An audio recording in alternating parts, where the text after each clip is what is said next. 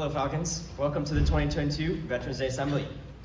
Throughout this nation's history, America's soldiers, sailors, airmen, Marines, and Coast Guardsmen have bravely answered the call to defend our freedom, to aid our friends and allies, and to turn back aggressors. We can never fully repay our debt of gratitude to the more than 650,000 American service members who died in battle, or the 1.5 million who were wounded. We can, however, recognize, thank, and give back to the veterans who provided us with opportunities for freedom in our nation. Today, we honor veterans who served during times of peace and war. We honor today's active duty service members, tomorrow's veterans, who are helping to maintain peace throughout the world. We honor the sacrifices of military members as well as the sacrifices of their families. During this assembly, we ask that you keep a respectful and formal tone to truly express gratitude towards veterans of the past and present. Thank you. Now please rise and remove your hats for the singing of the national anthem by your Woodinville High School choir.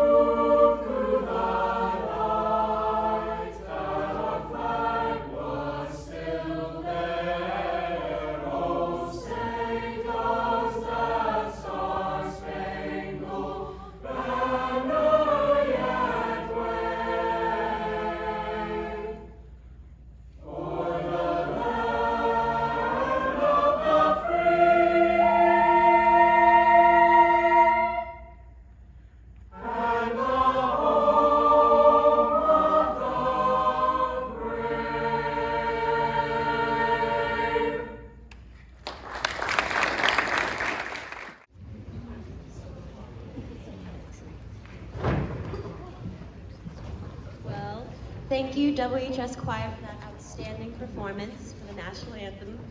One way to get back to the veteran community is by listening. Listening to their stories, listening to their opinions, their beliefs, and so much more. We asked a handful of veterans to reflect on their service in the United States Army to learn more about their lives. Please direct your attention to the screen for an interview with veterans from the Woodinville community.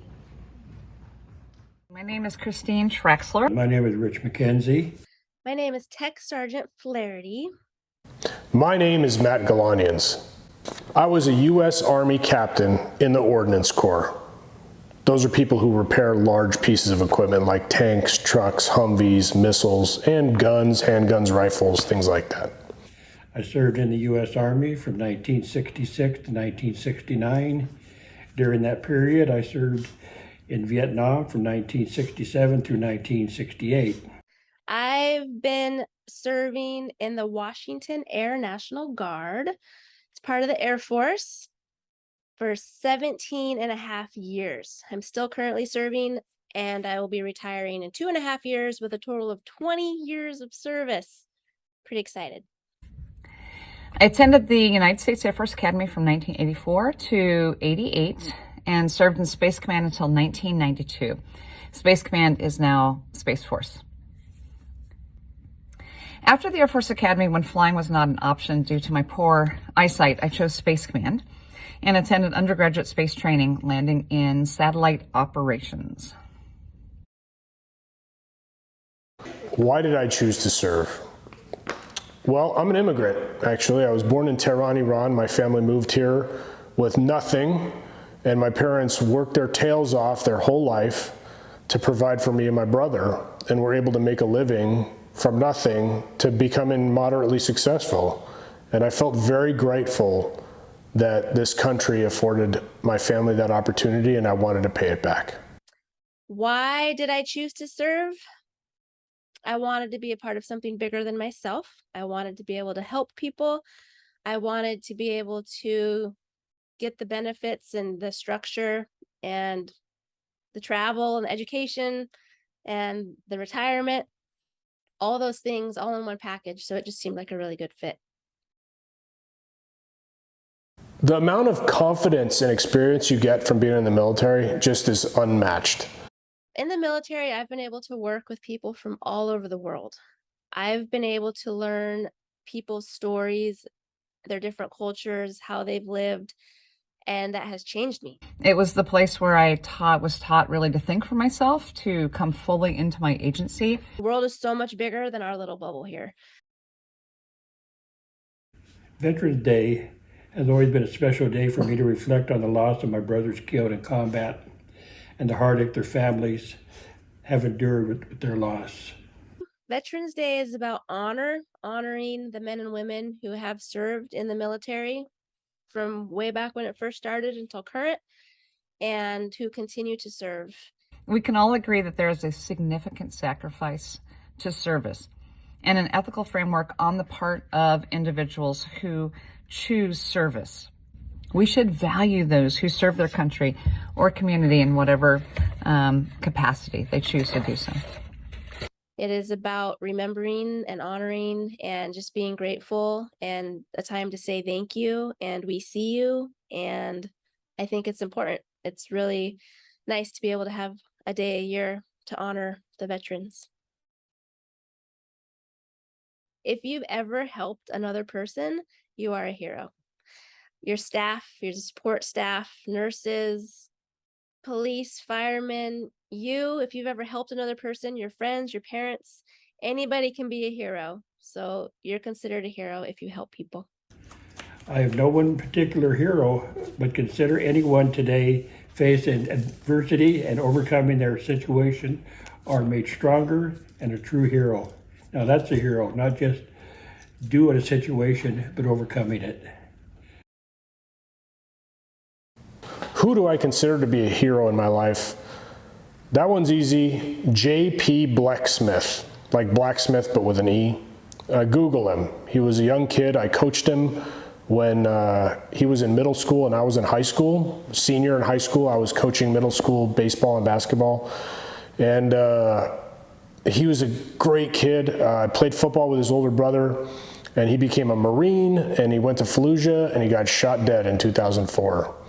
And he was one of the best guys I knew, like one of the best. And he changed my life and taught me so much, both as his coach and just knowing him and knowing that he died that way really had an impact on my life. And in that way, he is a hero of mine because of how much he taught me.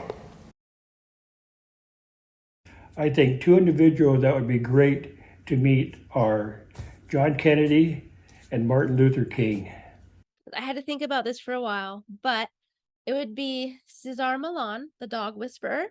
I have two big bulldogs, and I think it would be really cool to just be able to communicate with the dogs the way that Cesar Millan does. So I would love to meet him. I'm a mom of 3 kids. Does that count? I love to work out and eat healthy. I also love to read and run and go hiking, be in nature. What is one of your hobbies? Yeah, I restore classic vehicles when I'm not working for a living. So this is a 72 Scout. Behind the camera is a 66 Ford Bronco, and I've got a 98 Jeep over there. So I love restoring old junk for some weird reason. My favorite hobbies are fishing and going to the gun range. What is my favorite movie or TV show? I really loved the show Stranger Things. That was pretty fun. I grew up in the 80s, so the whole setting of the whole 80s things definitely familiar, and I really enjoyed it. What is your favorite movie or TV show? Holy smokes. I'm going to go with Pulp Fiction on the movies or Conan the Barbarian. One of those two. Maybe Blazing Saddles. I'm going to say three-way tie between Pulp Fiction, Conan the Barbarian, and Blazing Saddles. I have two favorite movies, which are When We Were Soldiers and John Wick 1, 2, and 3. My favorite foods are chicken wings and hamburgers. Again, I'm going with a three-way tie here. We're going with shish kebab, In-N-Out, and the Godmother from Bay Cities Deli in Santa Monica, California. If you know, you know. I love Thai food, particularly Tom Kha soup. It's a coconut soup. Super good. You should try it. The best way to support our veterans is showing them respect, whether they're young veterans or whether they're old veterans like me. It would definitely be hearing our stories, listening to us, letting us share our experience, and just being able to be seen. And that way we can continue to serve because we love serving. Feel free to stop by room 235 if you would like to talk about a career in the military or if you are considering attending a service academy. I appreciate talking to you today. Thank you. Thank you for letting me be a part of this. Happy Veterans Day. Thank a veteran.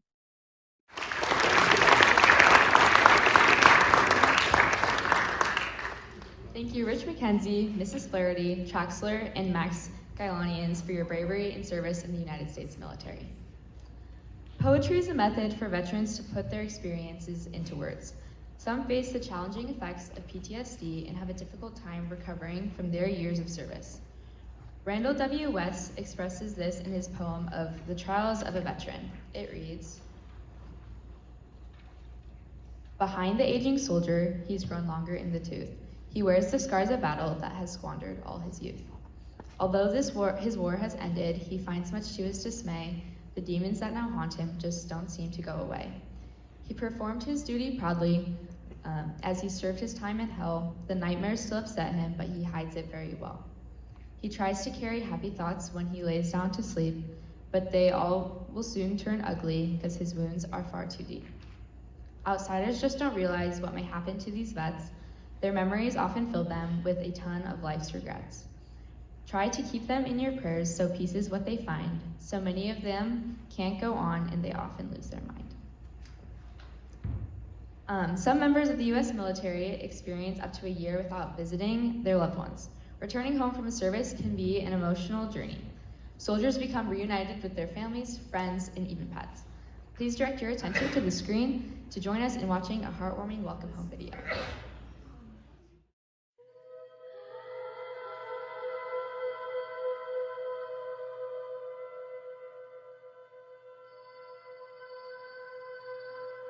And the blood will dry underneath my nails, and the wind will rise up to fill my sails. So you can doubt and you can hate, but I know no matter what it takes, I'm coming home, I'm coming home. Tell the world I'm coming home. Let the rain wash away all the pain of yesterday. I know my kingdom awaits, and they've forgiven my mistakes. I'm coming home.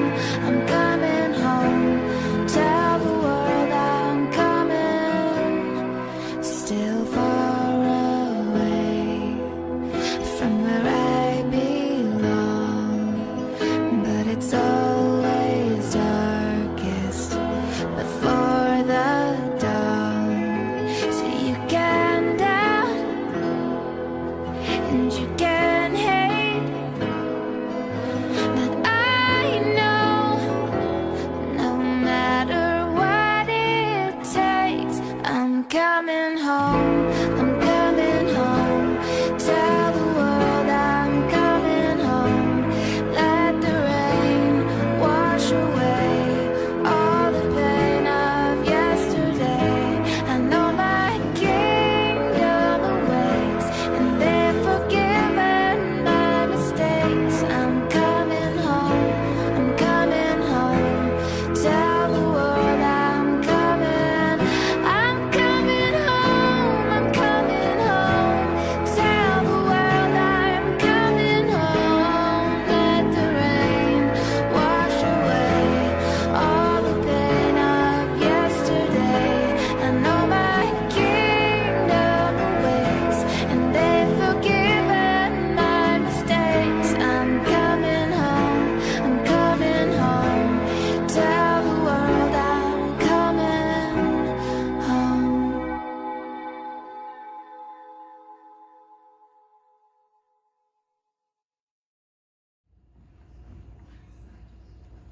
Taps is sounded at funerals, memorial services, and wreath-laying ceremonies. It is also the last call played at U.S. military bases in the evening.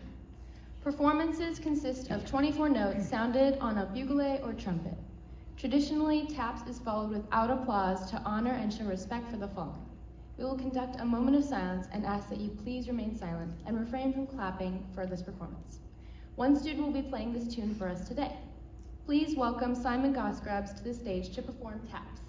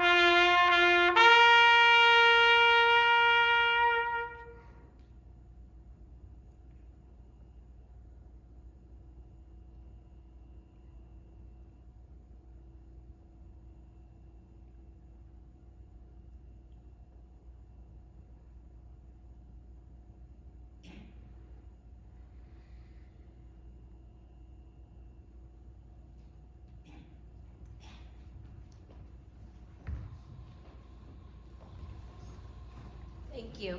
As we come to a close for our Veterans Day Assembly, we would like to emphasize giving back to the military community. It is important to show our gratitude for the freedoms and protection they provided for us. Sharing words of kindness, donating to a veteran organization, or simply thanking a veteran are all ways to do so. When you return to your classrooms, paper will be provided for you to write a letter to a veteran or active duty service member. Writing a letter is a meaningful way for us to say thank you and support all who serve. It will only take 15 minutes of your day, but will bring lasting joy to the recipients. Taking the time to put pen to paper and share your heartfelt thoughts can truly make someone's day special. Let's give one last round of applause to all the veterans who participated in making this assembly.